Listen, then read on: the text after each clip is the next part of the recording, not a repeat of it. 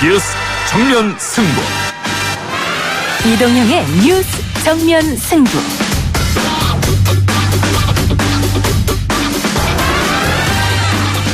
시청자 여러분 안녕하십니까, 이동형입니다. 이동형의 뉴스 정면 승부.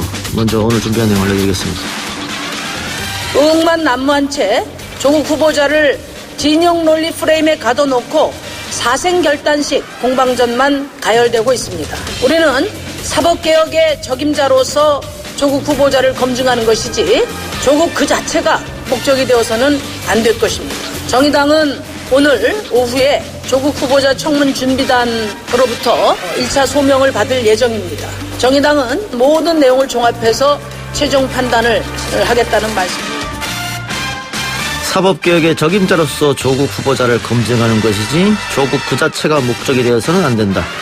많은 분들이 궁금해하시는 정의당 데스노트, 과연 여기에 조국 후보자가 오를 것인지 여부가 관심입니다. 오늘 소명을 받은 정의당의 1차 소감을 들어보겠습니다. 인사청문회가 2일과 3일 양일간 합의가 된 것은 너무나 다행스럽게 생각합니다. 지금 여러 의혹들을 조국 후보자는 인사청문 양일간 당일에 철저히 그 의혹 해소를 위한 본인의 입장들을 밝힐 필요가 있고요.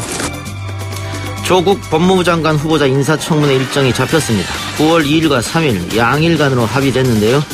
관련된 소식과 더불어 한 주간의 정치권 소식, 양으로 승부하는 정치 TMI 코너에서 정상근 기자와 함께합니다.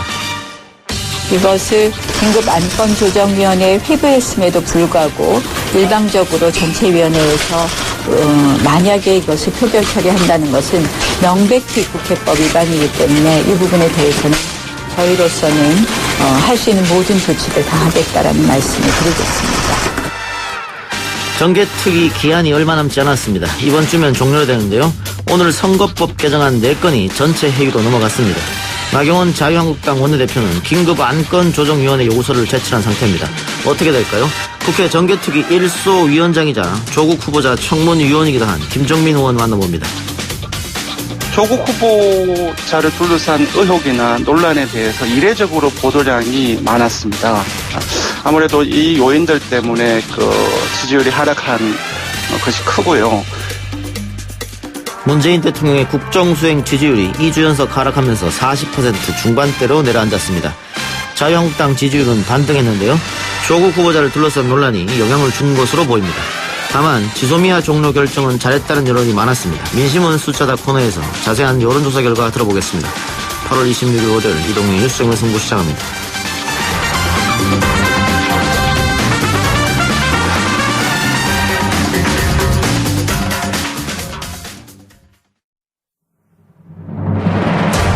이 작가는 독하다. 이 작가는 거칠다. 이 작가는 솔직하다. 이 작가는 눈치가 없다. 그는 할 말은 한다. 할 말은 한다. 정치 오타쿠 이 작가의 독설. 뉴스 정면 승부.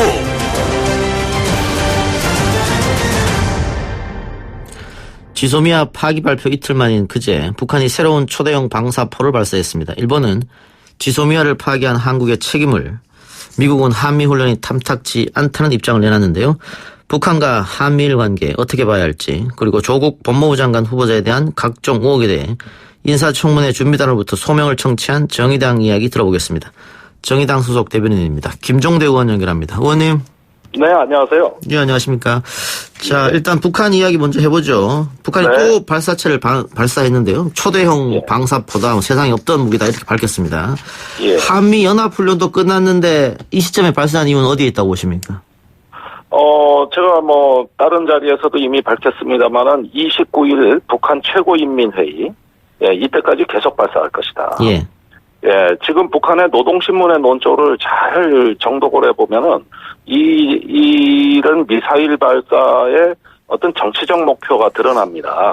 그 최고인민회의 때까지 한껏 분위기를 끌어올려서 우리가 핵을 손에서 놔도 이렇게 위력적이고 훌륭한 무기가 있다는 걸 과시해서 일단은 국내 정치에서 이걸 갖다가 어떤 최고 통치자의 메시지로 써먹으려는 거거든요.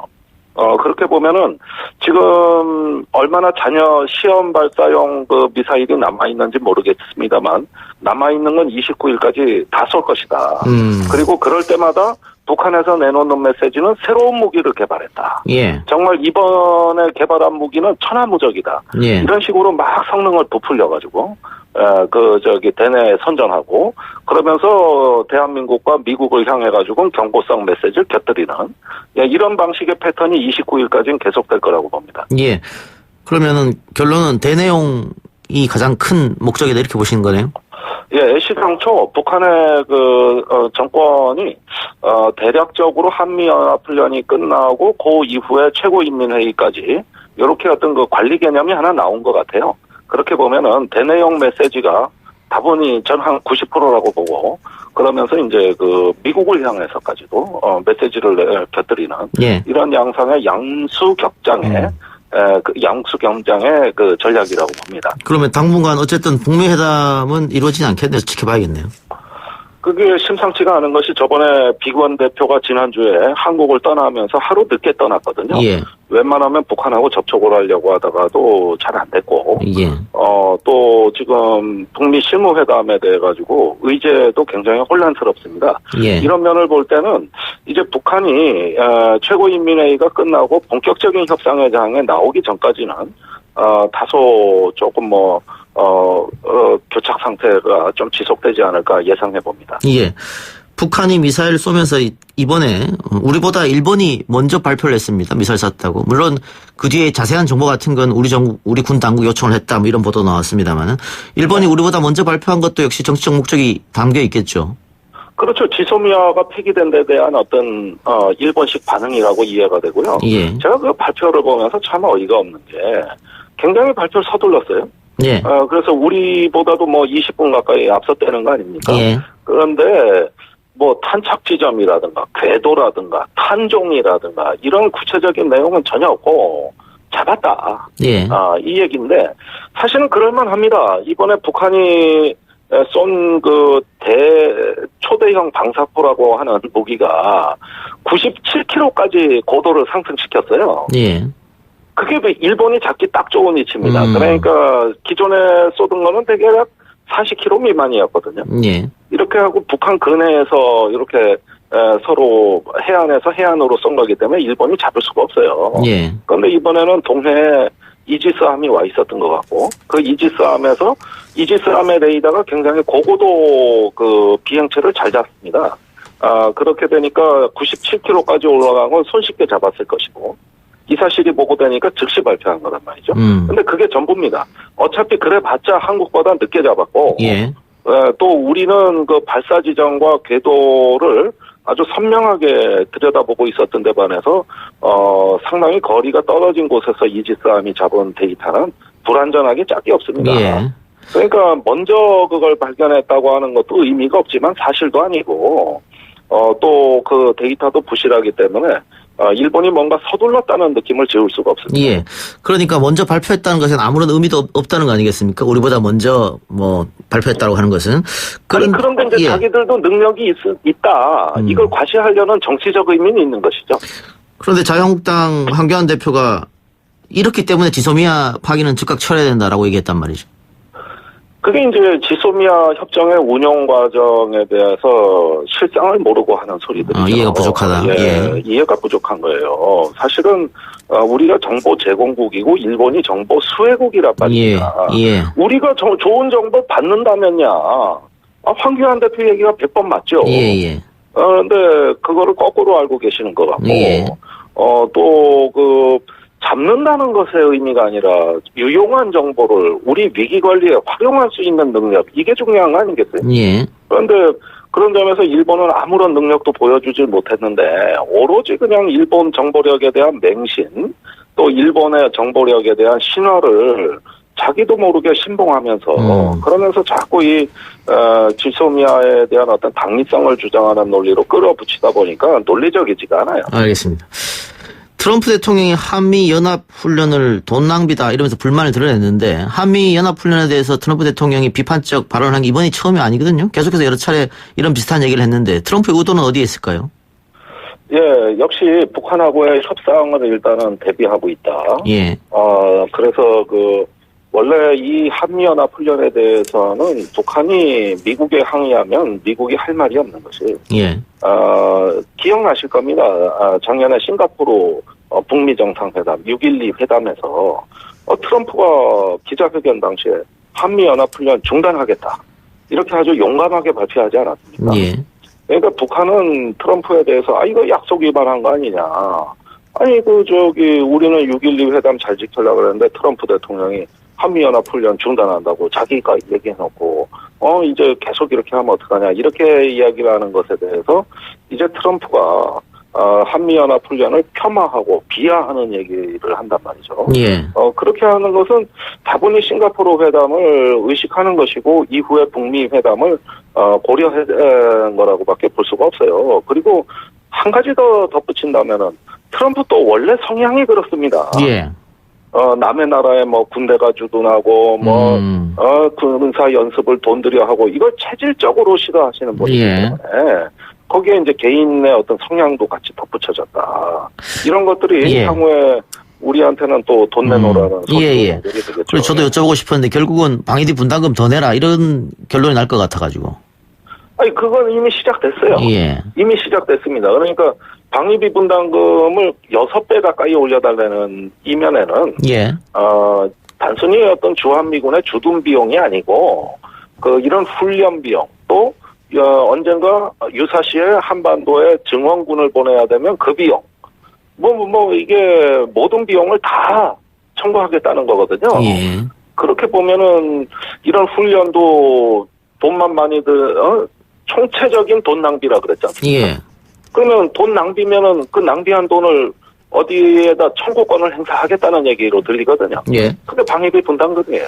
그러니까 방위비 분담금을 6배 인상해달라. 미국의 망관의 요구를 우리 정부가 다 들어줄 수는 없는 것이고 지금 관련해서 국민 여론조사도 동결이거나 낮춰야 된다는 게 훨씬 많은 응답자들의 대답이거든요. 우리 정부가 어떤 선택을 해야 될까요? 일단 버텨야 됩니다. 버틸 때까지 버텨야 된다. 예, 버텨야 됩니다. 작년에도 꽤 잘 버텼어요. 그래가지고 조금 올려줬습니다. 예. 그런데 이제 10억 달러가 기준선이 되다 보니까 그곳에 살짝 걸치는 그래가지고 한 1조 395억 원 이런 정도가 이제 10억 달러를 목표선으로 해서 협상을 한 거거든요. 그렇게 하면서 1년짜리 협상으로 해버렸어요. 원래 3년 단위로 하는 건데 그거는 올해 또 한 번 청구하겠다는 얘기니까 작년에 잘 버텼듯이 올해도 잘 버티고 미국에 대해서 할 테면 해보라는 식으로 한 번은 나가야 됩니다. 그렇게 하다 보면은 또 다른 절충선이 이제 떠오르게 되는데, 이 과정에서 저는 지금 우리가 미국의 무기 구입비나 기지 건설비로 얼마나 많이 퍼졌는가를, 적극적으로 홍보를 하고, 끝까지 버티는 그런 좀 결연함이 요구된다고 봅니다. 지금까지는 마지노선이 10억 달러였는데 이번에도 10억 달러 지킬 수 있을지 하여튼 좀 지켜보겠습니다. 조국 후보자 이야기로 넘어가 보죠. 오늘 조국 후보자 인사청문회 준비단이 정의당을 찾아 각종 의혹을 소명했다고 하는데 의원님 들었습니까? 예, 제가 전 과정에 참여했습니다. 납득 가든가요? 어떻든가요? 그 문제는 지금 마침 정책위 의장이 기자들한테 브리핑하고 있어요. 지금 막 끝났습니다. 5시 5분에. 그래서 바로 기자 브리핑이 지금 시작이 돼가지고 그쪽으로 일어나 있습니다만은 굳이 제가 그 평가를 말씀드린다면 오로지 후보자만이 소명할 수 있는 영역이 있더라고요. 지금 오늘 온 것은 후보자 본인이 온 것이 아니고, 준비단에서 왔거든요. 단장과 그 밑에 실무진들이 와가지고, 제기된 어떤 의혹, 또 정의당의 질문에 대해서 하나하나 답변을 했는데, 이게 한계가 있는 건 뭐냐면은, 성실한 답변에도 불구하고, 결국은 후보자 본인이 소명해야 되는 부분이 있습니다. 개인정보에 가려진 부분이 있고요. 딸 입학 과정이나 장학금 문제 같은 경우는, 아직까지 확인이 덜 된 부분도 있고, 그 외에 사모펀드 문제라든지, 또 응봉학원 문제, 또 그 아파트 부동산 문제, 이런 부분들에 대해서도 가족 관계가 복잡하게 얽혀 있기 때문에, 그 사적인 부분에 대해서는 결국 후보자가 아니면 해명이 불가능하구나, 이런 부분들이 상당히 확인이 됐습니다. 그래서 추가적인 소명을 요청하겠다는 게 정의당 입장입니다. 예. 결국은 지금은 의혹 제기만 된 상태고 뭐 불법이라는 게 드러난 게 없기 때문에 청문회 과정에서 조금 밝혀보겠다 이런 말씀으로 들으면 되겠습니까? 물론 정의당의 입장은 청문회를 보고 결정하겠다는 겁니다. 예. 이것이 이제 국민들을 좀 답답하게 했던 측면도 있는 것 같아요. 예. 빨리 결정하지 왜 자꾸 머뭇거리냐 그러는데 지금까지 정의당이 청문회 이전의 입장을 결정한 적은 한 번도 없습니다. 아무리 뭐 데스노트가 어떻고 정의당의 여론이 중요하고 이래도 국정의 한 또 일원으로서 공당이 어떤 법에서 규정한 청문회를 놔두고 입장을 결정한다는 건 참으로 무책임하다. 예. 그래서 오늘도 상당한 성과가 있었어요. 어떤 가짜뉴스는 또 확인된 것도 있고 그렇죠. 미진한 부분도 있고 예. 그러면서 차츰 정돈돼 나가는 양상을 보이는 거는 저희는 잘된 일이라고 봐요. 그런 것들이 다 축적이 되고 종합이 돼서 책임 있게 결정을 할 수 있는 적절한 시점을 찾아야지 뭐 청문회 전이라고 단순히 뭐 여론이 압박이 있다고 해서 찬성한다 반대한다 입장을 발표하는 건 참으로 부적절한 행태라고 봅니다. 예. 조국 후보자 청문회 날짜가 합의가 됐습니다. 9월 2일, 3일 이틀간 열리게 되었는데 자유한국당이 계속해서 8월 달에는 불가능하고 그리고 3일간 청문회를 하자 이렇게 주장했단 말이죠. 결국은 그 뒷 이면에는 어떤 정치적인 목적이 좀 있는 것 같아요. 이 논란을 조금 더 키워가지고 명절이나 이럴 때 좀 활용하고 결국은 총선에서 영향을 좀 미칠 생각이 아니었냐 그런 생각이 드는데 어떻게 보세요? 아니 그런 이유 때문에 자유한국당이 청문회 합의해 준 겁니다. 사실은 지금 오히려 민주당이 조금 문제가 되고 있는데 원래는 하루 청문회를 하려고 했던 거 아닙니까? 예. 그런데 이제 그 간사가 이틀을 합의해 줬다는 예. 것이죠. 이게 지금 민주당 내에서 다소 파란을 일으키고 있는 것 같아요. 그래서 합의를 법사위 간사 차원에서 합의해 준 건 맞지만 과연 당 대표들이 이걸 그러면 흔쾌하게 수용할까? 이 부분이 조금 더 지켜볼 부분이 예. 남아 있다는 걸 말씀드리고요. 어쨌든 정의당은 법사위 위원이 없기 때문에 우리의 자체적인 소명 절차가 이미 들어간 것이고, 예. 그 다음에 여기서 내린 잠정적 결론을 청문회를 보고 최종 결정하겠다. 이렇게 이제 정치가 진행되고 있다 보니까 다소 좀 제가 봐도 혼란스럽고 복잡한 게 보이네요. 알겠습니다. 의원님 오늘 인터뷰 감사합니다. 네, 감사합니다. 예, 지금까지 정의당 김종대 의원이었습니다. 1부 순서 마치고요. 2부 정치 TMI 코너로 찾아옵니다. 딱딱하고 지루한 뉴스가 소설보다 흥미진진해지는 새로운 경험. 놀라셨죠? 이것이 바로 이동준의 뉴스 정면 승부.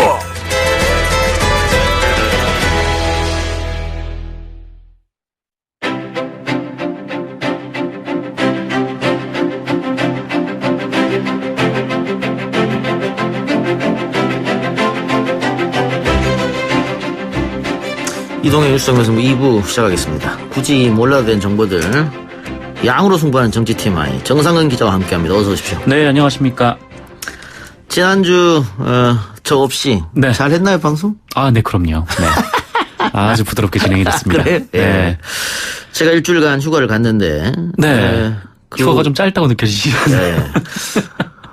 무슨 한국 뉴스를 보지를 못하겠더라고요. 전부 조국 기사만 도배가 됐던데 예전 그 노무현 전 대통령 문제 있었을 때 그때 기사량보다 더 많은 게 쏟아졌다. 그래서 조국 법무부 장관 후보자가 대통령인가 싶기도 하고 네. 본인은 어떻게 이렇게 많은 기사가 쏟아지는 거에 대해서 이유는 어디에 있다고 보면 그만큼 국민적 관심이 높다는 거예요? 아니면은 정치적 공방이 그만큼 세졌다는 거예요? 뭐 관심이야 뭐 당연히 높은데 예. 근데 예전 같은 경우에는 뭐 신문으로 언론에 보도가 나오니까 예. 이 신문의 뉴스 흐름이 바뀌는 게 하루 텀이었거든요. 네. 근데 이게 온라인으로 좀 옮겨가면서 이게 좀 빨라지긴 했어요. 근데 네. 뭐 오전 다르고 뭐 오후 다르고 뭐 이랬던 건 분명히 있는데 근데 그런 점을 좀 감안하더라도 이 조국 후보자에 대한 기사는 좀 상당히 많고 또 이런 기사들 중에서 뭐 중복되는 것도 상당히 예. 많고 또 불필요한 것도 상당히 많고 뭐 확인되지 않은 사실도 당연히 있었을 확인되지 않은 것이고. 사실도 굉장히 많고 예. 네, 그렇습니다. 특정 경쟁 이런 것도 당연히 또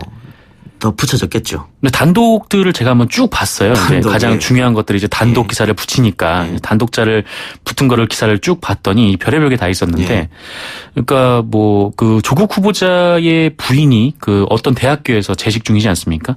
근데 그 대학 총장이 전화를 걸었는데 조국 후보자 부인이 안 받았더라. 네. 단독이요. 이런 기사가 단독으로 달고 나온 것도 있었고, 굉장히 다양하고도 굉장히 쓸모없는 것들도 굉장히 많았고요. 네. 예. 과거에 뭐 단독 달고 누가 뼈 없는 치킨을 시켰다더라 뭐 그런 것도 나왔었으니까. 네, 소심한 목소리로. 예. 네. 그래요.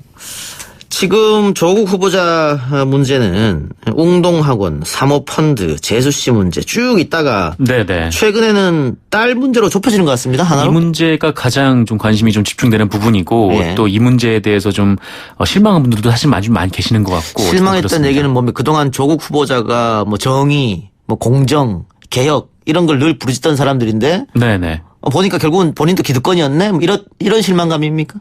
뭐 어떤 실망감인지 제가 정확히 파악할 수는 없겠습니다만, 근데 어쨌든 뭐 조국 후보자의 딸이 그냥 논문의 제일 저자로 등재가 됐다. 예. 이렇게 텍스트가 나와버리니까 뭐 이 부분에 대해서 좀 여러 부분에서 좀 소명 얘기가 좀 나오기도 하고, 예. 어쨌든 지금으로선 가장 이 조국 후보자를 둘러싸고 관심이 가장 많은 분야가 아닌가. 예. 네, 그렇게 좀 생각이 됩니다. 핵심은 이제는 조국 딸로 좁혀졌다 그러면 이렇게 보면 네네. 되고, 뭐 제일 저자 문제든 여러 가지 문제가 있습니다만 장학금 문제도 있고. 네네. 나름 계속 조국 후보자가 해명을 했었는데 일단 어제 딸과 관련된 논란에 대해서 사과를 했습니다. 어떻게 사과를 했습니까? 네, 그 어제 인사청문회 준비단 사무실에 출근을 하다가 기자들과 만난 자리에서 이 딸과 관련된 지적에 대해 사과를 했습니다. 예. 조국 후보자는 아이 문제는 이 불철저하고 안일한 아버지였다라면서 당시 존재했던 법과 제도를 따랐다고 해도 그 제도에 접근할 수 없었던 이 많은 국민들과 청년들에게 마음의 상처를 주고 말았다. 국민 정서에 맞지 않고 기존의 법과 제도를 따르는 것이 기득권 유지로 이어질 수 있다는 점을 간과했다라고 말을 했습니다. 예. 그러면서도 이 개인 조국은 국민들의 눈높이에 부족한 점이 많지만 심기일전하여 문재인 정부의 개혁 임무 완수를 위해 어떤 노력이든 다하겠다라고 밝혔고요. 또 본인과 본인의 가족이 고통스럽다고 하여서 본인이 짊어진 짐을 함부로 내려놓을 수도 없다라고 덧붙이기도 했습니다. 그리고 오늘도 기자들과 만난 자리에서 이 관련된 것들에 대해서 이 거듭 사과 의사를 밝혔는데요. 이에 대해서 더불어민주당 측은 뭐 진솔한 고백이다라고 이제 평가를 했고, 반면에 자유한국당 측은 뭐 국민을 모독했다라면서 즉각 사퇴를 촉구를 하기도 했습니다. 관련 의혹에 대해 부산대학교 의학전문대학원 측도 입장을 내놨다고요? 네, 뭐 이 관련 의혹과 관련해서 뭐 연관된 대학들이 뭐 각자 조사를 하겠다 이렇게 얘기를 했었는데, 일단 그 부산대학교 의학전문대학원 측이 입장을 내놨습니다. 뭐 부산대학교 의학전문대학원에서는 이 장학금 문제가 좀 논란이 됐었는데, 6번 장학금을 받았다. 네, 6번 한 1,200만 원 정도 예. 장학금을 받았다라는 거죠. 신상옥 부산대 의학전문대학원장은 그 오늘 오후에 이 부산대에서 기자간담회를 갖고 조국 후보자 딸에 대한 장학금 지급과 관련된 그 의혹들에 대해서는 문제가 없었다라는 예. 입장을 밝혔습니다. 이게 외부 장학금은 받는 사람이 지정이 되어 있어서 이 학교로 장학금이 전달이 되긴 하지만 뭐 절차상 문제가 있는 건 아니다라는 예. 거였고, 조국 후보자 딸에게 장학금을 지정한 것은 어디까지나 이제 소천장학회, 그러니까 해당 장학회에서 결정한 것이다라고 말을 했습니다. 또한 이 조국 후보자의 딸이 이 장학금을 받기 직전인 2015년 7월에 의전원이 장학금 선발 지침을 변경하고 또 성적 제한을 풀었다. 이런 의혹도 제기가 된 바 있었는데요. 이것은 이미 2013년 4월에 관련돼서 신설돼서 이미 시행 중에 있었던 조항이다라고 반박을 했습니다. 조국 후보자의 딸을 위한 그런 지침 변경이 아니다라는 의미인 거죠. 특혜 같은 건 없었다 이 말이잖아요. 네, 그렇습니다. 그리고 또한 이 조국 후보자의 딸이 그 유구 위기에 있을 때 이 동기들 전원을 이례적으로 구제했다. 이런 의혹도 나왔었는데 이것도 사실과 다르다라고 밝혔습니다. 예.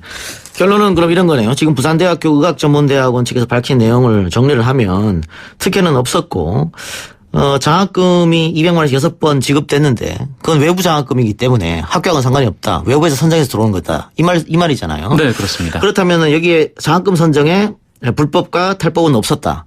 다만 장학금이라고 하는 것은 공부를 아주 잘하는 사람한테 주거나 혹은 어려운 사람한테 주거나 돈이 없는 학생에 주거나 네. 보통 그렇게 주는데, 조국 후보자의 딸은 공부를 그렇게 뛰어나게 잘한 것도 아니고 돈이 없는 것도 아니었는데 왜 줬느냐. 이 문제는 거잖아요. 그래서 이 문제는 학생들의 정서를 건드릴 수는 있다. 다만 탈법과 불법이 없었기 때문에 이걸 가지고 조국은 법무부 장관이 하면 안 된다. 이해가 좀 안 되는 부분이군요. 근데 지금까지 조국 후보자에 관계됐던 모든 의혹들이 다 이런 것 같아요. 불법과 탈법은 없는 것 같고 다만 상대적 박탈감이나 도덕적 문제는 있다. 근데 그게 법무부 장관 하면 안 되는 거 연결되느냐? 이런 논란으로 진영 논리로 막 싸운 것 같은 느낌이 제가 휴가 기간에 들었던 느낌이에요. 휴가를 갔다 오시더니 입의 컨디션이 굉장히 좋아지셨네요.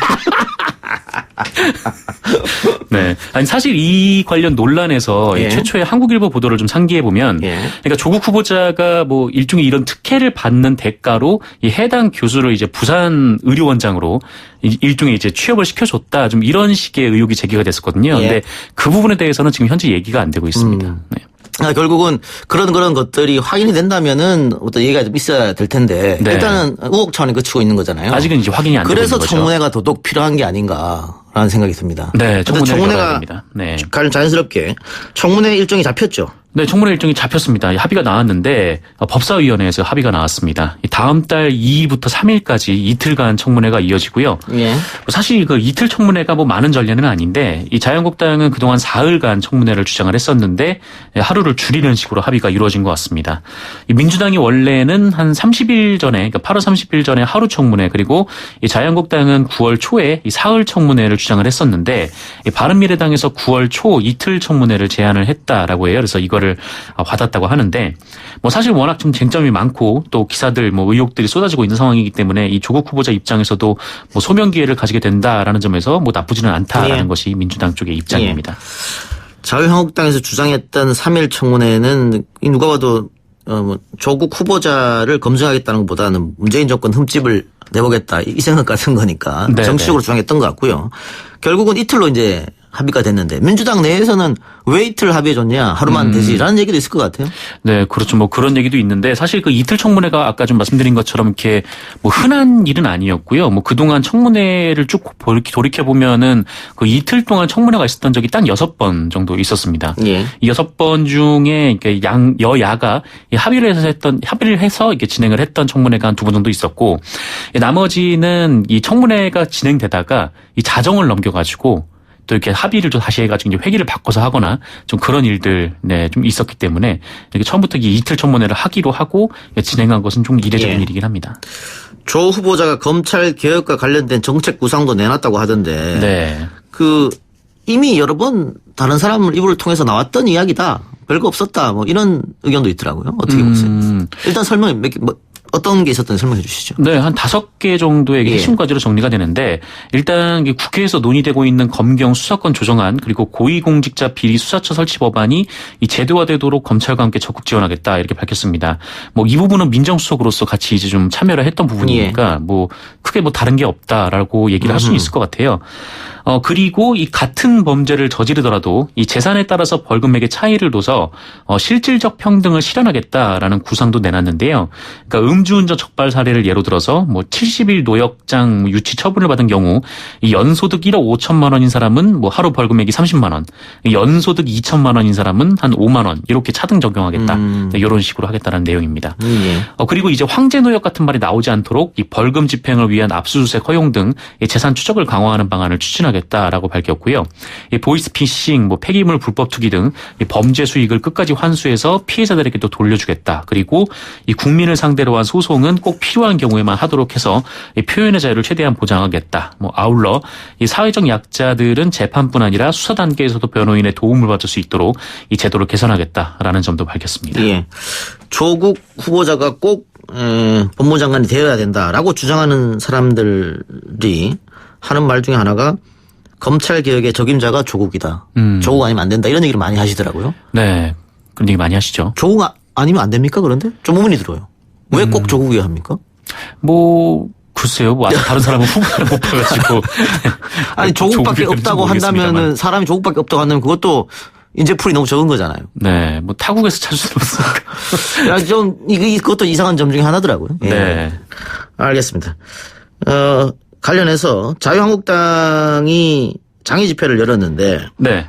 원래는 흥행이 안 될 것이다 이런 예측이 많았어요. 그건 내부에서도 있었던 말입니다. 네, 네. 그렇죠. 네. 이걸 또 하냐. 네. 이건 뭐 흥행할 수 없다. 이런 얘기가 그런데 많았어요. 조국 후보자 문제가 터지면서 흥행이 됐다고요? 네, 꽤나 많은 참가자들이 참석을 했다라고 합니다. 이 자유한국당 쪽에서는 10만 명이다 이렇게 주장을 하고 있는데 뭐 취재를 가본 기자한테 물어보니까 뭐 많아 보이긴 했는데 아무리 뭐 통 크기 계산해도 뭐 10만 정도까지는 안 나올 거다 이렇게 얘기는 하더라고요. 예. 뭐 그래도 사실 아까 말씀하신 것처럼 이 황교안 자유한국당 대표가 뭐 얼마 전에 또 장현호 나간다라고 했을 때 이 내부에서 불만이 터질 정도로 좀 안 될 거다 이런 분위기가 강했다고 하는데 이번에 뭐 나름 적지 않은 수가 모이긴 했다라고 합니다. 이게 세종문화회관 앞에 뭐 인도 도로는 물론이고 이 광화문 광장도 가득 찼다라고 하는데 다만 이렇게 모인 것이 이 자유한국당뿐만이 아니라 뭐 우리공화당 그러니까 이른바 이제 태극기랑 성조기랑 이제 같이 들고 다니는 이런 분들도 좀 참석을 한 것으로 알려져 있습니다. 예. 그 지방 집회도 계속해서 연다고 하던데. 그런데 이게 결국은 지금 이렇게 흥행이 된 것은 네네. 조국 후보자 논란 때문에 흥행이 된 거잖아요. 네네. 그러면 이 동력이 지방 투어까지 이어질 수 있겠느냐 이런 네. 지적은 있더라고요. 네, 그렇습니다. 뭐 지방 투어를 어떻게 하는지 좀 두고 봐야 될 것 같습니다. 예. 다른 소식 알아봅시다. 네. 반일 종족주의의 저자 중 한 명이죠. 이효연 씨가 일본 구구 인사로부터 지원을 받았다. 이건 어떤 말입니까? 네, 오늘 아침 YTN 보도인데요. 이 한국에 대한 일본의 식민지배의 합법성을 강조하고 또 식민지 근대화론을 주장한 책, 이 반일 종족주의의 공저자 중 한 명인 그 이우연, 이 낙성대 경제연구소 박사가 지난달에 그 유엔 인권이사회 정기회의에 참석을 해서 일본에 의한 강제 동원은 없었다. 이 조선인 노무자들의 임금은 높았고 전쟁 기간 자유롭고 평화롭게 편한 삶을 살았다. 이렇게 주장을 해서 한번 물의를 일으킨 바가 있습니다. 그런데 YTN에서 확인해 보니까 사실 이 회의의 원래 발언자 명단에 이우연 씨의 이름이 없었다라는 거죠. 당초에 이제 이우연 씨 순서인 15번째 발언자가 이 국제경력지원협회라는 단체의 소속인 일본인 그러니까 슈니치 후지키라는 사람이 발언하게 돼 있었는데 이 슈니치 대신 이우연 씨가 대신 발언했다라는 겁니다.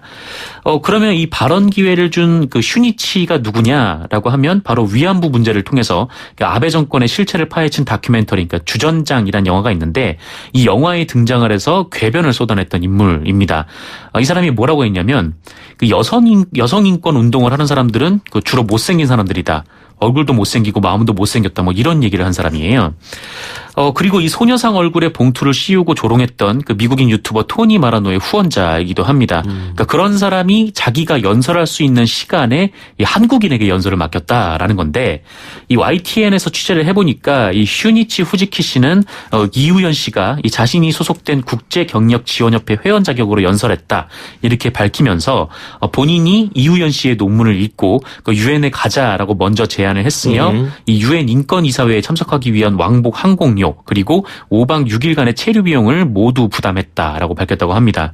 그러니까 일본 구구단체가 한국 학자의 유엔 발언을 이제 기획을 하고 비용까지 된 셈인데 이와 관련해서 이우연 씨는 그 역사의 진실을 전 세계에 알릴 기회라고 판단을 해서 뭐 유엔에 가자는 제안에 응했다라면서 그 일본 구구단체로부터 금전적 지원을 받은 것도 떳떳하다라고 밝혔다고 합니다.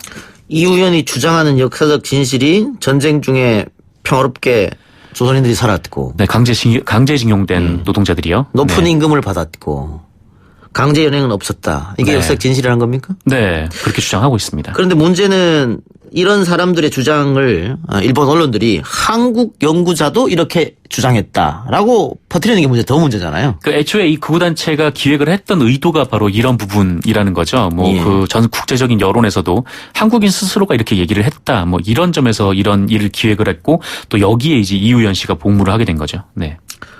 오늘 손혜원 의원의 재판이 있었습니까? 네, 첫 재판이 있었습니다. 뭐, 이 공판기일이기 때문에 뭐 크게 이제 중요한 재판은 아닌데 어쨌든 오늘 서울 남부지방법원 형사 4단독에서 이 첫 공판이 열렸습니다. 손혜원 의원은 검찰로부터 지난 2017년 5월 18일 그리고 9월 14일 이 목포시 관계자로부터 그 도시재생 뉴딜 사업 관련 자료를 받아서 이 사업 구역에 포함된 이 14억 원 상당의 토지 26필지 그리고 건물 21채를 그 지인과 재단 등의 명의로 매입하게 한 그러니까 부패방지법 위반 혐의로 불구속 기소가 됐는데요. 손혜원 의원 측은 그 목포시 관계자로부터 받았다라는 이 도시재생 뉴딜 사업은 기밀 자료가 아니었고 공개되어 있는 자료였다 이렇게 반박을 한 바가 있습니다. 예, 검찰이 이야기한 보안 자료. 네. 이게 정말 보안 자료인가 아닌가 이게 이번 재판의 핵심인 것 같습니다. 네, 그게 핵심이어서 이 변호인 측에서도 뭐 사실 이거는 다 언론 보도와 인터넷 등을 통해서 알려진 내용이다 이렇게 주장을 했는데 네, 언론 보도 공청회 이런 것으로 알려졌다. 네, 네. 사실상 뭐 다른 얘기였다. 뭐 예. 이런 얘기고 이제 검찰은 반면에 이게 일부가 공개됐다라고 하더라도 확정된 단계가 아니었기 때문에 비밀성이 유지된다 이렇게 주장을 하고 있습니다. 예, 재판 지켜보기로 하고요. 네. 노태우 전 대통령의 아들 노재현 씨가 광주 민주화 운동에 대해서 사과했다고요? 네, 이 노재현 씨는 지난 23일 오전 11시경 그 광주에 위치한 이 국립 5.18 민주묘지를 방문했다라고 예. 합니다. 이 사실이 오늘 알려졌는데 이 노재현 씨는 묘지관리소 관계자의 안내로 이 1시간 정도 5월 영령들을 참배했다라고 하고요. 방명록에 삼가 옷깃을 여미며 이 5.18 광주 민주화운동 희생자분들의 영령에 명복을 빕니다. 진심으로 희생자와 유족분들께 사과드리며 광주 5.18 민주화운동의 정신을 가슴 깊이 새기겠습니다. 네, 이런 글을 적었다고 합니다. 아버지 대신 반성문을 썼다 이렇게 봐도 되나요? 네, 이 노재현 씨 측 쪽에서 이런 얘기를 했는데, 그러니까 현재 거동을 못하는 노태우 전 대통령이 5.18 묘역에 다녀와야 한다라는 말을 여러 차례 이 노재현 씨한테 했다. 이렇게 얘기를 하고 있습니다. 근데 사실 노태우 전 대통령이 지난 2011년 회고록을 발간을 했는데 여기서 5.18 민주화 운동이 유언비어 때문에 발생했다 이렇게 얘기를 한 바가 있거든요. 그래서 예. 과연 진실인지 그건 좀 알 수가 없는 그런 상황입니다. 알겠습니다. 오늘 여기까지 하죠. 수고하셨습니다. 네, 고맙습니다. 1, 2부 순서 마치고요. 뉴스 듣고 3부로 찾아오겠습니다.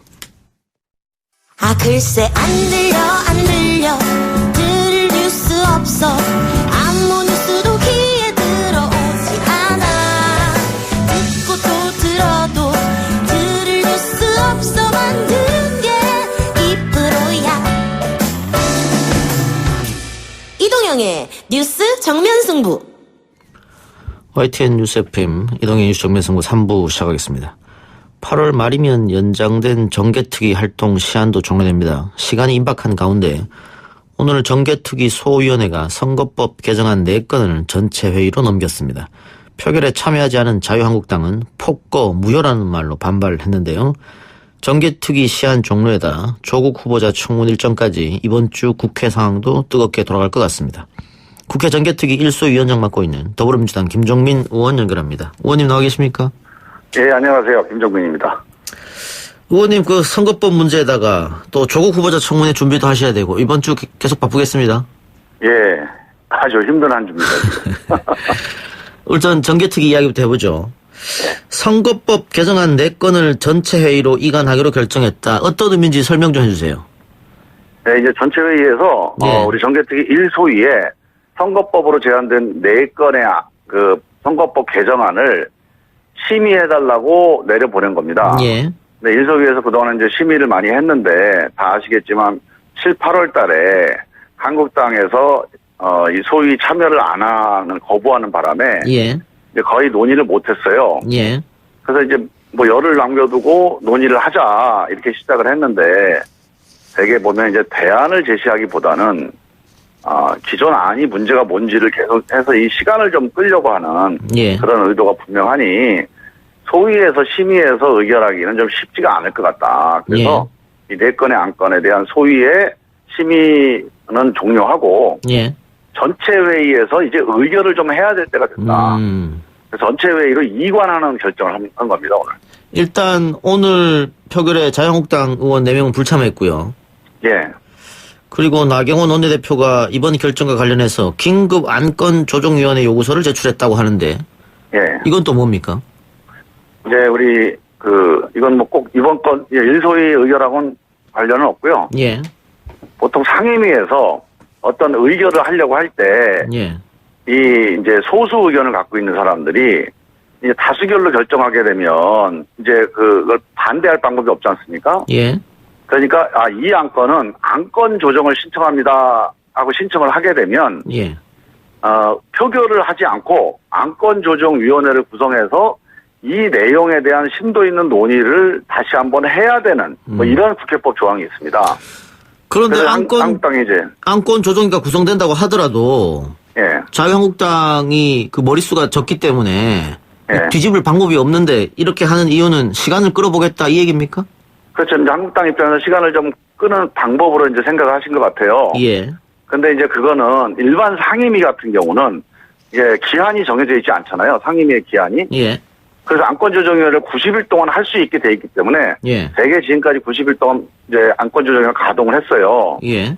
근데 이 정개특위는 좀 사정이 다른 게 정개특위는 8월 말이면 기한이 종료되잖아요. 그 정개특위는 없어지게 되기 때문에 안건조정위원회를 90일 동안 운영할 수가 없습니다. 예. 정개특위 시한 전에 안건조정위에서 결정을 해서 전체 회의를 올려야 되는 거거든요. 그래서 이제 그거는 뭐 시간을 끌기 위한 의도에서 시작을 한 거는 같은데 시간을 끄는 목적을 달성하기 좀 어려울 것 같아요. 그렇군요. 자, 그러면 전체 회의 넘겼다고 하는데 전체 회의는 언제 열려요? 전체 회의는 전체 회의를 넘긴 건 아니고 안건조정위원회가 이제 제안이 왔기 때문에 예. 안건조정위원회 구성을 지금 진행을 하고 있습니다. 예. 그래서 이제 오늘까지 명단을 제출하라고 했고 내일 아침 정도에는 안건조정위원회 회의 소집을 하고 예. 뭐 내일 이제 이 안건조정을 어떻게 할지 회의를 해서 의결을 좀 시도를 해야 되겠죠. 근데 정개특위 활동 시한이라는 게 있지 않습니까? 그렇죠. 예. 그 선거법 처리가 가능합니까? 그럼 그 안에? 그러면 그 안건조정위원회를 뭐 내일이나 예. 뭐 모레나 언제까지 할지 모르지만 이거 무한정 할 수는 없어요, 이거는. 예. 그리고 이제 지금은 이 논의를 하기보다는 일단 전체회의에서 의결을 해놓고 본회의 의결이 이제 11월 달이거든요. 예. 11월 말 이후에 본회의에서 의결하니까 예. 그 전까지 여야 간의 정치 협상을 통해서 서로 합의안을 한번 모색을 해보는 게 합리적이라고. 예. 그러면은 정개특위 의결하고 법사위 거쳐서 본회의 통과하고 내년 총선이 바뀐 선거법으로 가능하겠습니까? 그래서 저희가 이제 이 8월 말까지 이거를 꼭 해야 된다고 정개특위에서 의결을 해야 된다고 이제 생각하고 있는 이유가요. 예. 올해 12월 17일이 예비 후보 등록이 시작되는 날입니다. 예. 그 12월 17일부터는 선거법이 어떤 선거법을 할지를 알아야 되지 않겠어요? 그렇죠. 예. 후보들이? 예. 그래서 이제 12월 17일 전까지는 적어도 국회에서 선거법을 결정해 주는 게 그게 기본적인 국민에 대한 도리라고 생각을 해요. 예. 만약 그때까지도 어떤 선거법일지 모른다 그러면 그건 직무유기입니다. 아주 예. 심각한 직무유기가 되기 때문에 예. 12월 중순 이전에 이제 그 선거법 결정을 하려면 지금 이 정개특위에서 의결을 해야 그게 가능해져요. 만약에 지금 정개특위에서 의결을 안 하게 되면 1월 말까지 선거법이 결정이 안 된 상태가 됐는데 그렇게 되면 선거 관리가 어려워집니다. 그렇겠죠. 예, 물리적으로. 예. 예. 그 자유한국당에서 이렇게 시간 끌게 한 이유가 예. 결국 연동형 비례대표제가 도입되면 예. 우리 공화당에서 이 연동형 비례대표에 꽤 많은 의석을 갖고 갈 것이다. 그러니까 자유한국당이 손해를 본다. 이런 정치적 셈법에서 지금 시간 끌기를 하고 있다. 이런 분석도 나오고 있던데 의원님 동의하십니까? 그렇죠. 그거는 뭐 한국당뿐만이 아니고요. 예. 민주당이나 한국당이 똑같은 처지인데 예. 이 거대 정당이 다 그런 걱정을 하게 됩니다. 예. 우리 한국당은 우리 공화당으로 의석을 뺏길 게 이제 걱정인 거고 예. 우리 민주당에서는 정의당으로 의석을 뺏길 게 이제 걱정이 되겠죠. 그럴 가능성이 있겠죠. 예. 그렇죠. 그래서 이 문제는 거대 정당이 기득권을 어느 정도 내려놓겠다는 결단을 하지 않으면 안 되는 거거든요. 자꾸 기득권을 유지하겠다. 이 1, 2당이 그런 생각을 하는 한 선거법은 개정을 할 수가 없습니다. 그래서 그 문제에 대해서는 우리 민주당도 같은 처지다. 예. 하지만 1, 2당이 결단을 함으로 해서 국회 전체가 다양한 국민들의 목소리가 수렴되는 그런 장으로 만들어야 20, 30대라든가 여성이라든가 소외된 사람들 이런 사람들이 국회를 이제 신뢰하지 않겠냐. 예. 그런 게 이제 우리 민주당의 생각이죠. 본회의에 올라갔을 때 처리는 어떻게 가능하다고 보십니까? 그거는 뭐 제가 예상하기는 어렵습니다. 그래요? 본회의 때는 예. 지금 이제 이런 이유 때문에 예. 우리 민주당에서는 의원총회에서 한 3번에 걸쳐서 의결을 한 거거든요. 예. 개정하자. 우리가 손해라도 개정을 하는 게 좋다. 예. 이 전체 국회를 개혁하기 위해서 해야 된다. 뭐 이게 이제 그동안에 우리 민주당의 당론이었어요. 예. 그런데 막상 이제 본회의 의결을 할 때 자기 지역구가 없어지는 의원들이 반대할 가능성이 있죠. 예, 있지 않겠습니까? 예, 예. 이제 그런 가능성을 우리가 어떻게 이제 잘 합의해서 끌고 나가느냐. 그리고 이제 그 전 단계에서 이제 이런 여러 가지 고민들을 좀 모아서 여야 간에 특히 한국당과 합의하는 그런 안이 만들어진다면 안전하게 의결할 수 있겠죠. 예. 그래서 그것도 한번 최대한 노력을 해보려고 합니다. 이번 본회의 투표는 기명으로 하는 겁니까? 예, 기명 투표입니다. 예. 그렇다면 뭐 민주당 의원들 같은 경우에 만일 당과 반대되는 의견을 하면은 민주당 지지자들이 또 가만히 있지 않겠네요. 그래서 우리 민주당 내에서는 이제 반대표가 나올 가능성은 많지는 않고요. 문제는 바른미래당과 민주평화당이 패스트트랙에 같이 공조했던 당 아닙니까? 예. 근데 그 내부 사정이 좀 복잡해졌잖아요, 지금. 그렇죠. 그분들 중에 이제 이탈할 가능성이 좀 있는 거예요, 개별적으로. 예. 그렇게 됐을 경우에 이제 과반수를 넘길 수 있느냐, 이게 이제 큰 쟁점인데, 그거는 이제 이후에 이제 상황 전개에 따라서 좀 달라질 수 있을 것 같고요.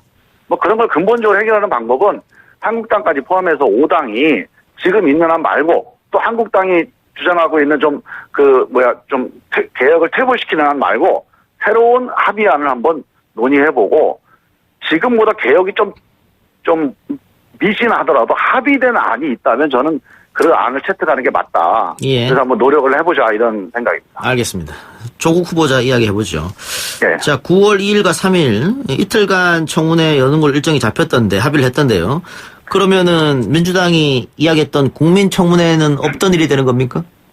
예, 그거는 2일, 3일은 아직 예. 최종 확정은 아닌 걸로 알고 있고요. 간사 간에 그렇게 예. 의견을 교환하신 것 같아요. 예. 근데 저도 법사위원이지만 저는 2일, 3일 이틀 하는 거는 반대다. 예. 그런 입장을 얘기했고 만약에 이틀을 굳이 하게 된다면 법정 시한 내에 이틀 하는 거는 저는 찬성해요. 법정 시한 내 이틀이라면 자정 넘어서 한다. 29일, 30일 이렇게 예. 법정 시한 내에 하면 되거든요. 8월 말에 해라. 그렇죠. 예, 예. 법정 시한도 넘겨가면서까지 이틀을 한다는 거는 예. 이거 국회가 법을 너무 경시하는 거다. 예. 특히 법사위에서 이렇게 법을 무시하는 결정을 하는 건 저는 바람직하지 예. 않다고 생각을 합니다. 그러니까 민주당의 원래 주장은 8월 안에 하자였고 자유한국당은 9월에 하자. 그리고 민주당은 하루 하자, 자유한국당은 3일 하자 이거였지 않습니까? 그렇죠. 그리고 오늘 지금 속보가 나온 것은 9월 2일과 3일 이틀 하는 걸로 했는데 이게 확정은 아니라는 거죠. 예, 간사 간에는 그렇게 아마 의견이 교환된 모양이에요. 예. 그럼 민주당 근데 이제 최종적으로 예. 각 당의 지도부에서 확실하게 결정을 한 상태는 아닌 걸로 제가 알고 있습니다. 그럼 일단 민주당 내부에서는 이 9월 2일과 3일 이틀간 하는 것은 좀 불합리하다 이런 의견이 좀 많은가 보죠? 아니요, 그거는 제가 모르겠고 제가 오늘 정개특위 회의 때문에 그 내부 논의는 제가 참석을 못했거든요. 예. 제 개인 의견만 말씀드립니다. 예.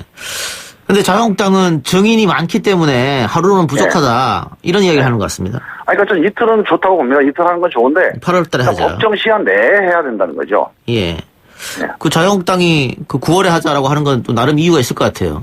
자유한국당 입장으로서는 한국당은 예. 가능한 한 이걸 이제 정치 공세를 어떻게 만들어 보려고 하는 거예요. 예. 그러니까 조국 지금 후보자의 의혹에 대해서는 상당수 많은 의혹들이 사실이 아닌 걸로 밝혀지고 있는데 한국당은 지금 계속 정치 공세를 계속하고 있거든요. 예. 결국 그 사람들이 갖고 있는 거는 이 후보자를 좀 엄정하게 청문하자는 게 목적이 아니고 예. 이걸 기회로 삼아서 어떻게든지 문재인 대통령을 흔들어 보겠다는 거 아닌가 싶어요. 예. 저는 황교안 대표가 우리의 주적이 누굽니까? 우리의 대적이 누굽니까? 문재인 아닙니까? 예. 아니 이 공당의 대표가 공식 공개석상에서 이런 발언을 하는 걸 보고 깜짝 놀랐어요. 그 당의 지도부였던 김문수 전 경기지사가 문재인 대통령이 총살감이다 이런 발언을 해도 한국당 내에서 여기에 징계를 하거나 이거에 대해서 사과 한마디 없습니다. 예. 한국당의 의견이 같다는 거 아니겠어요? 저는 역대 어느 정당이 대통령을 총살감이라고 하고 대통령을 적으로 삼았던 정당이 있냐. 예. 저는 이런 한국당의 인식을 가지고 빼사를 바라보니 이 조국 청문회 문제도 정말 이게 무슨 제대로 된 청문회가 아니고 예. 100% 정쟁으로 지금 가고 있는 거 아닌가. 그러니까 그래서 저는 이게 너무 걱정스럽습니다. 예. 자유한국당이 주장하는 것은 법무부 장관 후보자를 검증하자는 게 아니고 예. 이거를 기회로 연결고리로 삼아가지고 지금 장애투쟁도 하고 있으니까 그 최대한 명절 때까지 한번 끌어서 문정권의 지지율을 좀 낮춰보자. 총선에 한번 영향을 미쳐보자. 그런 생각으로 지금 이렇게 하고 있다라고 보시는 저는 거죠? 오로지 그 정치적인 목적 하나 예. 그거 가지고 지금 계속 하고 있는 거고요. 예. 지금 조국 후보자에 대해서 여러 가지 의혹 중에서 사실이 아닌 게 너무 많이 밝혀져 있거든요, 지금. 예. 그래서 사실은 한국당 입장에서 보면 이거를 어떻게든지 이 의혹을 좀 활용을 해가지고 예. 이제 추석 민심에 추석 밥상에 좀 올리려고 하는 것 같아요. 예. 저는 그렇게 하지 마시고 사실이 아닌 거 가지고 오래 못 갑니다. 예. 빨리 청문회 열어서 예. 빨리 그 사실을 밝히고 예. 거기에 따라서 대통령 판단을 좀 기다리는 게 예. 맞다 이렇게 봅니다. 근데 어쨌든 오늘 관련해서 조국 후보자도 그 SNS에 글을 썼던데요. 청문회에서 모든 걸 밝히겠다 이렇게 청문 일정을 잡아줘서 감사하다 이런 걸 썼던데 지금 언론에서 의혹 제기를 상당히 많이 했지 않습니까? 물론 뭐 탈법면 불구로 밝혀진 건 아직 없습니다. 그러면 조국 후보자 입장에서도 그 많은 의혹들을 제대로 밝힐 수 있는 그런 장을 뭐 이틀이든 어쨌든 만들어주는 거는 본인한테 도움 아니겠어요? 저는 뭐 청문회를 오래 하거나 뭐 그걸 뭐 충분히 하는 거에 전혀 반대를 안 합니다. 예. 단지 법정 기한을 넘어서는 이런 정치 공세적인 이런 주장에 대해서 좀 유감이라는 거고요. 예. 뭐 청문회 이틀 해도 상관없죠. 예. 또 저는 그게 오히려 국민들이 워낙 지금 이제 걱정하시고 예. 어떤 경우에는 화까지 나는 상황이 있으니까 저는 조국 후보자가 지금 억울해하고 있거든요. 예. 저는 뭐 만약에 제가 뭐 4가지 지금 뭐 우리 공동학원 문제 뭐 그 부동산 뭐 그 차명 예. 거래 문제 그다음에 뭐 펀드 문제 그 아이의 부정 입학 문제 이 4가지 중에서 하나라도 사실로 드러나면 조국 후보자 저는 어렵다고 봅니다. 예. 저라도 반대할 거예요 아마. 예. 그런데 이 4가지에 대해서 다 억울하다고 하고 있어요 지금. 예. 그러니 이거에 충분히 설명하고 국민들한테 자 조국 후보자가 저렇게 얘기하는데 판단해 보십시오 하고 국민들한테 정확한 판단할 수 있는 기회를 드려야 됩니다. 예. 그 의원님 말씀처럼 많이 제기된 의혹 중에 지금 사실로 드러난 건 아직 나타나지 않은 상태입니다. 그리고 특히 조국 후보자 본인에 대한 것은 전혀 문제가 없는 걸로 나와 있는 상태고요. 그런데 아니, 본인이 아니더라도 알겠습니다. 가족 문제라도 예. 만약에 지금 밝힌 거하고 사실이 다르잖아요. 그러면 도덕적으로라도 그거는 감당할 수 없는 문제입니다. 근데 저는 어쨌든 이 4가지 문제에 대해서 처리해야죠. 알겠습니다. 제가 드리고 싶은 말은 네. 그런 사실과는 별개로 민심은 지금 굉장히 들끓고 있다. 이런 것은 좀 민주당 내에서도 느끼고 있지 않습니까? 아니 제가 지금 이 이동영 정면승부의 인터뷰를 하거나 어디 텔레비 토론에 나가잖아요. 저희 지지자들이 거기 나가지 말라 그래요. 가서 조국 후보자 감싸지 말라 그럽니다. 그리고 제가 우리 학부모님들이 이제 화가 많이 나셨다고 그러는데 제가 고3 학부모입니다. 저희 아이가 저랑 같이 논산에 내려가서 중학교, 고등학교를 논산에서 나오고 이번에 고3인데 논산에서 학원 다닐 데가 없어가지고 좀 억울하다. 아빠한테 그런 얘기를 합니다. 근데 저 같은 사람이 만약에 조국 후보자를 부정 입학을 했다면 제가 가만히 있겠습니까? 저라도 나서서 실타를 하고 반대를 하죠. 그래서 저는 이거는 무슨 우리가 뭐 옹호하고 감싸고 할 문제가 아니고 단지 이게 정확한 사실이 뭐냐 저는 그걸 알고 싶은 거예요. 그래요. 알겠습니다. 어쨌든 의원님도 지금 청문위원 중에 한 사람 아니겠습니까? 그렇죠. 나름 준비 많이 하고 계세요. 어때요? 제가 지금 준비를 너무 많이 해가지고 아이고 청문회가 지금 예상보다 길어지니까 저는 뭐 괜찮은데 저희 보좌관들이 너무 힘들어하는 것 같아요. 알겠습니다. 어쨌든 아까 의원님 말씀하셨던 4가지 의혹도 크게는 그 의혹들은 뭐 이틀이든 하루든 청문회에서 규명이 되겠죠? 저는 뭐 어느 정도는 확인이 될 거라고 봅니다. 그리고 만일 그 의혹 중에 사실로 드러난 게 있다면은 조국 후보자는 장관이 되긴 좀 어려운 상황이다. 그렇게 말씀하셨습니다. 당연하죠. 그게 뭐 법적으로 뭐 문제가 안 된다고 하더라도 지금 도덕적으로도 심각한 문제가 될 수 있는 사안들이 있거든요. 지금 의혹 중에 지금 4가지 제가 이제 뽑아놓고 있는 의혹 중에 정말로 한국당이 주장한 내용이 사실이라면 저는 뭐 어렵다고 봅니다. 알겠습니다. 청문회 지금까지는 조국 후보자는 억울하다는 거예요, 지금. 아니라고 하는 겁니다. 그럼 저희들도 청문회 과정을 좀 지켜보죠. 그렇죠. 다음에 다시 한번 연락드리겠습니다. 알겠습니다. 고맙습니다. 감사합니다. 지금까지 국회 정개특위 1소위 위원장 맡고 있는 더불어민주당 김종민 의원이었습니다. 3부 순서 마치고요. 4부 민심은 숫자다 코너로 돌아오겠습니다. 뉴스 신동 이 작가와 함께하는 비포장 뉴스 해학 뉴스 정면 승부.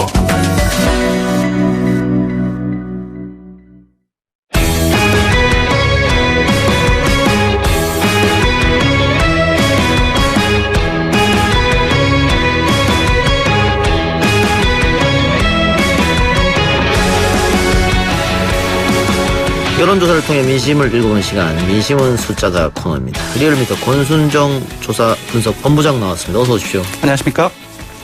언론과 정치권, 조 후보자를 향해 파상 공세를 펴고 있습니다. 대선전도 아닌데 지금껏 장관 인사 관련해서 이렇게 큰 양의 보도가 쏟아진 적이 있었을까? 예.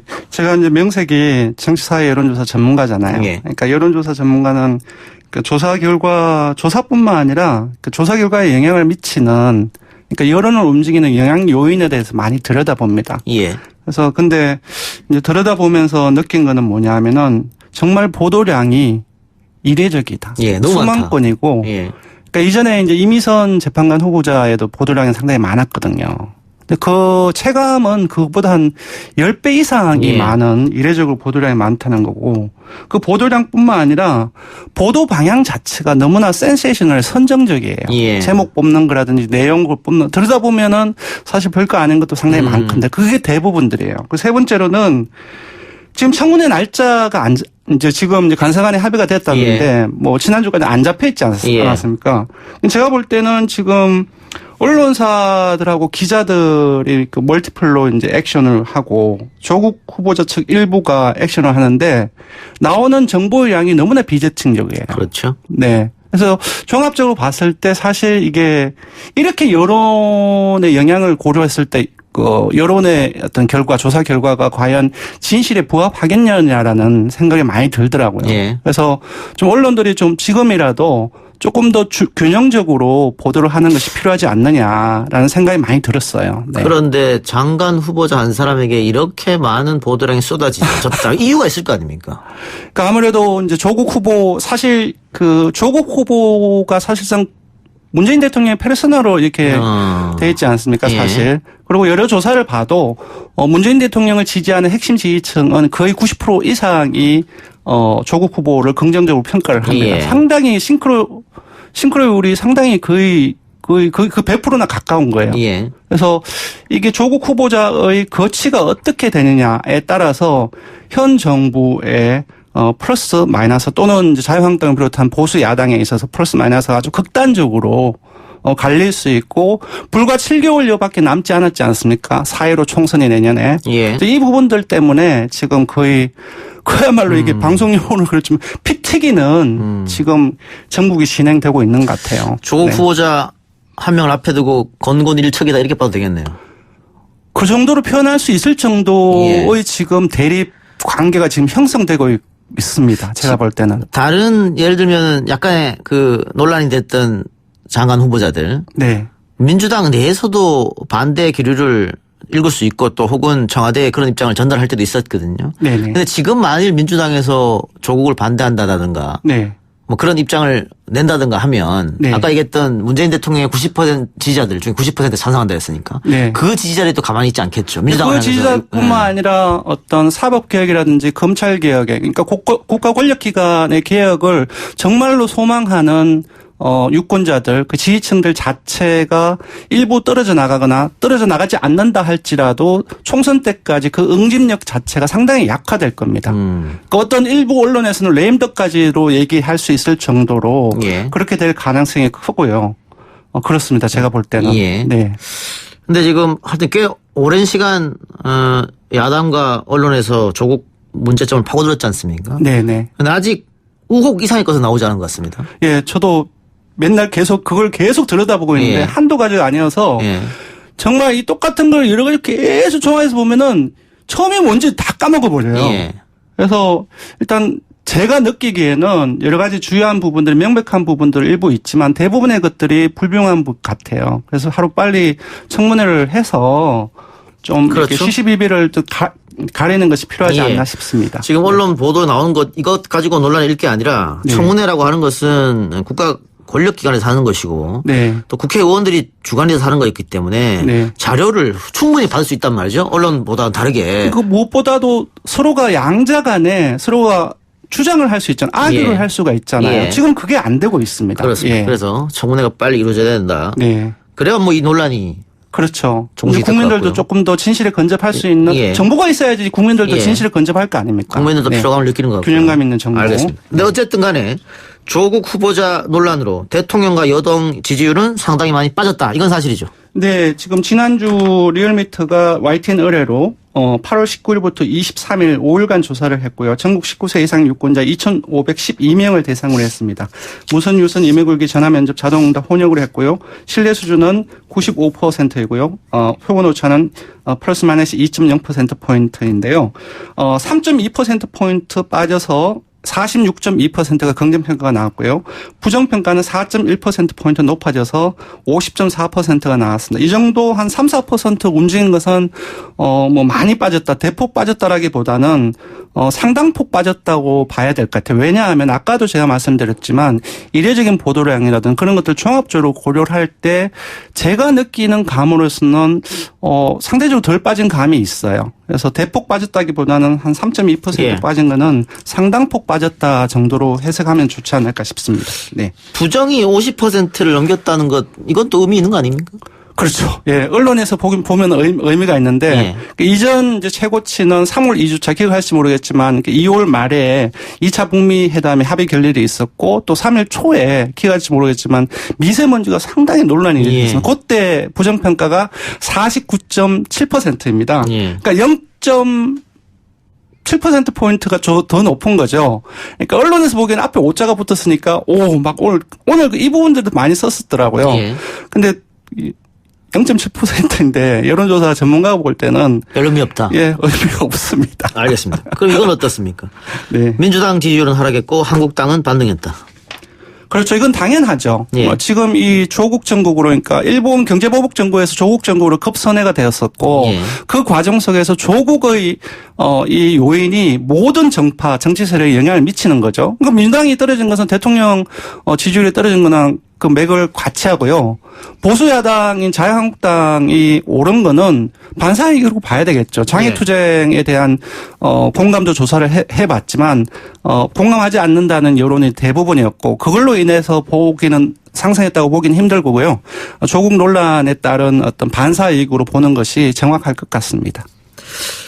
자유한국당 입장으로서는 이 조국 논란을 시간을 좀 끌어서 추석 밥상에 올리고 싶어 할 거 아니에요. 그렇겠죠. 그래서 지금 계속 미루고 있는 부분들이 있죠. 원래 2월 말까지 해야지 법정 8월 말. 시한이죠. 8월 말 죄송합니다. 그래서 그렇죠. 법정 시한이 그런데 법정 시한도 지키지 못하게 될 것 같네요. 간사간 합의를 해도. 예. 네. 어쨌든 조국 논란으로 민주당과 대통령 지지율은 떨어졌다. 이것은 네. 사실로 보이고 중도층은 어떻습니까? 예, 사실 지금 이제 조국 논란 이 부분들 같은 경우는 사실 진보 보수가 양극화되는 사안입니다. 그러니까 예. 진보는 민주당, 그리고 보수는 자유한국당 쪽으로 결집하는데 중도층이 주로 움직여서 이렇게 되는 겁니다. 그래서 중도층은 상당히 많이 빠졌고요. 다만 언급할 부분들은 사실 일간으로 보면은 44.2% 그중에서 목요일날 최악이었습니다. 근데 목요일날 저녁에 속보가 떴죠. 지소미아 종료 결정을 발표를 했고, 근데 금요일 날에는 반등을 했어요. 한 45%로 일간 집계를 반등을 했는데, 금요일 날 조사분만 보면은, 그것만 떼서 보면은 한 47, 8%가 나왔어요. 상당한 반등폭이죠. 그래서 지금 이제 지난주에 전체적인 주간 집계는 떨어진 걸로 나왔지만, 마감 자체는 40%대 중후반으로 회복세를 보이면서 마감이 됐습니다. 네. 집토끼들은 더 단결했고 네. 중도는 좀 벗어났고 그렇죠. 뭐 그렇게 보면 될 텐데 네네. 이 젊은 층들이 문정권에 많이 떨어져 나갔다. 이번 조국 논란에 의해서 이런 얘기가 많던데. 수도 없이 많이 보는데 우리 어때요? 조사 결과도 그렇게 나옵니다. 그렇습니까? 예. 그러니까 중도층 그리고 여성 그리고 50대가 가장 하락폭이 컸고 거기에다가 30대, 20대. 그러니까 지금 나오는 이제 언론의 보고도 비슷한데요. 50대 하락폭이 컸다는 것은 그 조국 후보자의 자녀랑 비슷한 연령대 자식을 가진 사람들 그렇게 보면 됩니까? 딸내미 그 논란 자체가 사실상 영향을 좀 미치는 것 같아요. 예. 네. 자, 그렇게 되고 20, 30대는 뭐 자기들 일일 수 있으니까 그렇게 할 수도 있겠고. 근데 이제 실제로 이제 아까 말씀드렸듯이 지금 지난주 이미 일주일 지난 주간 집계 가지고 지금 세부 분석을 하는 거거든요. 근데 아까 말씀드렸듯이 지난주 금요일부터 해서 좀 다른 양상이 펼쳐지고 있는 것 같아요. 그래서 지난주의 결과로 정태적으로 중도층이 많이 빠졌고 20, 30대가 많이 빠졌다라고 이미 지났기 때문에 단정하기는 것은 앞으로 이제 여론조사 결과를 예측해 봤을 때 조금 좀 지나간 결과로 보는 거다. 알겠습니다. 네. 예. 지금 각 언론사마다 조국 후보자에 대한 적합성 여부 조사를 진행해서 발표하고 있는데 네. 권순정 본부장께서 조사 방법이 부적절하다 이런 이야기를 했습니다. 네, 오늘 돈 버는 조사로 바빠 죽겠는데 이것 때문에 저도 많이 바빴는데요. 제가 쭉 보고 있었어요. 근데 지금 이제 KBS 조사 한국리서치가 했었죠. 예.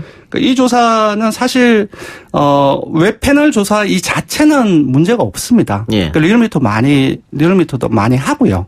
근데 이제 이것을 뭐 마케팅 조사라든지 그렇게 중요하지 않은 조사가 아니라 아주 정말 사회적으로 엄청난 영향을 미치는 쟁점 현안 조사. 예. 그리고 뭐 대통령 지지도라든지 그 정당 지지도 얼마나 중요합니까? 선거 조사 마찬가지로 좀 이런 조사까지 이 패널 조사가 확대가 되었을 때는 상당히 문제가 패널 조사라는 게 뭔데요? 그러니까 우리는 일반적으로 리얼미터가 하거나 뭐 한국갤럽이 하는 조사는 이제 이른바 RDD라고 해서 예. 전화번호를 그냥 무작위로 막 생성을 합니다. 예. 그렇게 해서 조사를 하는 예. 거거든요. 그렇게 예. 되면은 4,320만 유권자들이 이론적으로는 선택될 확률이 다 조금씩 다 가지고 있는 거죠. 예. 해내는 건 뭐냐면은 사실 일정한 목적에 따라서 조사 기간이라든지 아니면 일부가 조사에 응하면은 보상을 해주기로 하고 거기에 모집된 사람들. 그러니까 패널이 아닌 사람들은 아닌 국민들은 원천적으로 조사에 응답할 수 있는 기회, 그러니까 확률 자체가 0이 되는 거지요. 예. 근데 그런 부분들이 있고 두 번째로는 패널은 대부분 정보가 이어마크트 되어 있습니다. 그러니까 어떤 성인지, 세대가 어떤지, 어디에 사는지, 심지어는 정치 성향까지도 알 수 있는 경우가 많아요. 왜냐하면 패널 조사는 한 번만 그 조사 인비테이션이 가는 것이 아니라 여러 번 가게 그렇겠죠. 됩니다. 예, 예. 그래서 조사기관 같은 경우는 패널을 운영을 할 때 그러한 어떤 그 개인정보들을 가지고 되는 거고요. 뭐 다는 그렇지 않겠지만 만약에 조사기관의 어떤 직업 윤리가 상당히 취약한 곳에서 이 패널 조사를 했을 경우에는 사실 그런 개인정보를 사용을 할 수도 있는 것을 배제하기 알겠습니다. 어려운 부분들이죠. 예. 그래서 그런 부분들에 대해서 문제를 제기했기 때문에 예. 지금 KBS 이루어진다는 라이브가 의뢰해서 한국리서치가 실시한 여론조사인데요. 네네. 22, 23일 양일간 성인 남녀 1,015명을 대상으로 웹조사 방식으로 진행했습니다. 표본 오차는 95%, 신뢰 수준에서 플러스 마이너스 3.1%인데 결과가 조국 후보자가 부적합하다가 48%, 적합이 18%, 유보가 34%였는데 네. 이게 패널 조사로 이루어졌기 때문에 네네. 권순정 본부장은 이게 좀 부적절하다고 했고 그러니까 그게 조사 결과가 잘못됐다는 것이 아니라 잠시만요. 네. 한국리서치 측에서는 이 웹 패널 조사는 이미 전 세계적인 트렌드로 국내 다른 조사 업체와 언론사들에서도 많이 활용하고 있다. 선관위에서 금지하는 패널 조사는 선서 등에서 후보자에게 받는 등의 방식으로 수집한 패널 조사를 실시하는 것이다. 라는 반박을 했습니다. 예, 전자는 당연히 그렇죠. 전 세계적인 트렌드이고 리얼미터도 웹 조사를 많이 합니다. 제가 말씀드렸던 부분들은 하되 아까 말씀드린 사회적으로 큰 영향을 미치는 이런 조국과 같은 쟁점 현안 조사라든지 정당 지지도 조사, 선거 여론 조사는 사용하면 안 된다는 거죠. 예, RDD 조사가 아니기 때문에. 예. 네. 그런 부분들이고요. 예. 두 번째로는 중앙선관위에서 금지하는 것은 후보자에게 받는 패널 을 금지하는 것. 이건 당연하죠. 이건 완전 조작이잖아요. 예. 이건 잘못 아시고 있는 거고요. 중앙선관위 알겠습니다. 여심위는 조사기관이 자체 수집한 패널들도 사실상 규제를 하고 있습니다. 리얼미터가 1, 2년 전에 하려고 했는데 막았어요. 알겠어요. 네.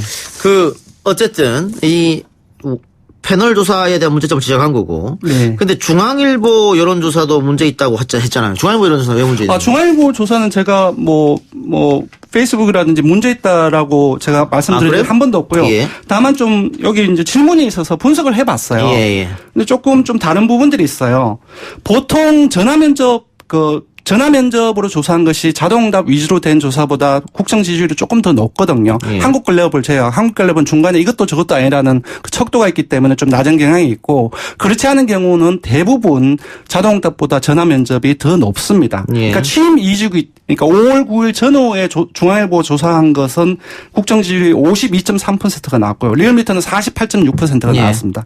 그러니까 이때에도 그 갭이 중앙일보가 전화 면접인 중앙일보가 3.7%포인트 더 높았어요. 근데 요번에 보시면은 리얼미터가 이번 주에 나왔으니까 46.2%인데 중앙일보는 23, 24는 물론 이제 정확히 일치하진 않지만 거의 비슷한 시기입니다. 41.5%가 나왔습니다. 그 갭이 이번에는 거꾸로 중앙일보 전화면접 조사가 마이너스 4.7%포인트예요.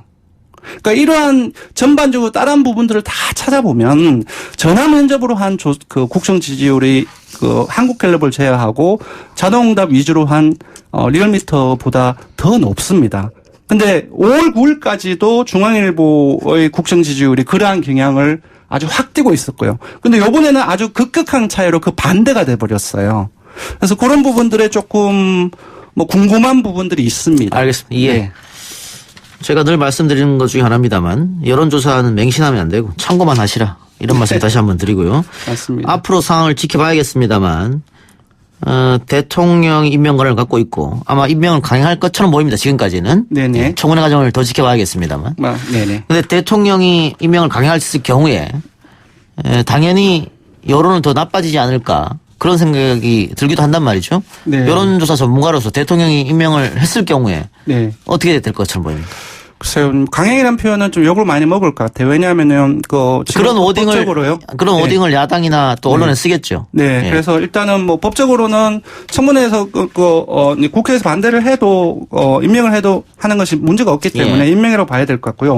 만약에 임명을 하게 된다고 한다면은 지명을 철회하는 것보다는 정부 여당의 입장에서는 플러스일 겁니다. 오히려 플러스다. 아까 말씀드렸다시피 만약에 철회하거나 이렇게 될 경우에는 검찰 사법개혁 등 어떤 국가 권력기관을 강하게 개혁을 요구하는 사람들 대부분이 그 핵심 지지층들 민주당 지지층이죠. 예, 그분들이 일부가 빠져나가거나 일부는 많이 이완될 것이고요.